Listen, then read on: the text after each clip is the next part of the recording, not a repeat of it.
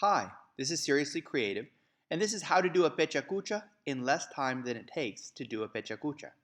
So Pecha Kucha, it's kind of a strange sounding word.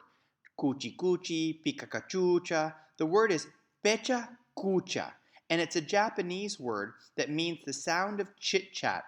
It's also a presentation style created by the founders of the architectural firm Klein Durtham in Tokyo, Japan. And they would want to invite their friends over to talk about the projects they were working on. But their friends would go on and on and on and eventually bore everybody. What they really wanted is to get sumo-sized information in a sushi-sized package. So they created a rule, and it's called the 20-20 rule. They told their friends, you have 20 slides exactly, and each slide is going to change on a timer of 20 seconds, which gives you 6 minutes and 40 seconds to tell your story. So let's start. The first thing you need is a topic. Choose something that you're pretty passionate about. For me, it's how to shave a penguin. From there, you're going to want to narrow it down and figure out what's really at the heart of your story. What do you really want people to understand? For me, it's shaving penguins helps improve your jiu-jitsu game. In order to figure out the elements of your story, a good thing to do is to create a mind map. And mind map is where you put your subject or your topic at the middle, and then you start branching out to the next big thing. So for me, I might have to think about materials. With materials, I might have to think about an electric shaver, shaving gel. I might tell people about the need for having mackerel around. I might also think about talking about techniques. For example, the very famous beak to tail, but my favorite, the freestyle. Other elements of my story might be the benefits of how to shave a penguin, which include combat readiness, agility, and self-control.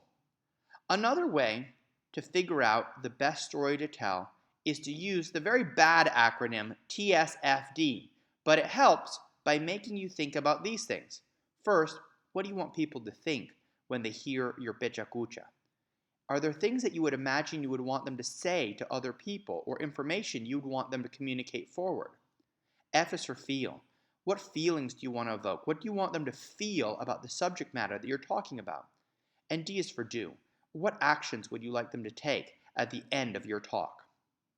The next thing to do is to write down the key parts of your message and your story onto Post-it notes. Don't start in PowerPoint or Keynote. Post-it notes work perfectly. Write down the key elements and put them out on a table, and then start organizing them into the story that you want to tell. You can move them around, you can eliminate pieces until you get down to the right beginning, middle, and end of the story you want to tell. That's when you want to start working on your slides. Slides, you have to remember, should not be looking like a document. They shouldn't be covered with words. Slides are there to back up what you're saying, not be there as a documentation of every last word you say. If you can keep it under a tweet or even down to just 5 words, that's great. Even better are Pecha Kuchas, where the slides have no words and the important words are the ones that are coming out of your mouth. Rule of thumb is less words, more visuals. You can also sit down and say, how can I spice up my story? And there's great story techniques for doing this. You can make a personal story and add it into your Pecha Kucha. You can figure out what emotions you might want to evoke. You might say that there is a good metaphor to use in order to take something that's very complex and make it very simple. You might want to put a surprise element into your story. Or you might want to start with a question that by the end of your Pecha Kucha is answered. Or put a plot twist in. Think like a great story writer. Pecha Kuchas are there to entertain and engage people, not there to completely educate them on every last facet of something you're talking about. Then you have to sit down and you have to make it more simple. Because in 20 slides and 20 seconds per slide, you can't say everything. So you got to get down to what's really important. And that means probably cutting things away. Get down to what's really essential and what's really important. Finally, you have to add your 20-second timer. If you're in Keynote, go to Document. Go to Presentation Type and choose Self-Playing. Go to the Transitions and put 20.0 seconds and the builds at 0.0 seconds. If you're in PowerPoint, you want to go to Transitions. Go to Advanced Slide, put a check mark in the part that says After, and put 20.0 seconds and make sure you apply to all slides. The final thing you have to do is practice like Jobs.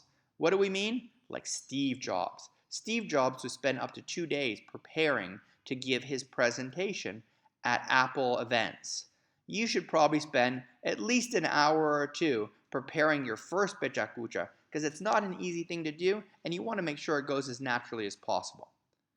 Thanks for watching. This has been Seriously Creative on how to do a Pecha Kucha. Find us on social media and have a great time.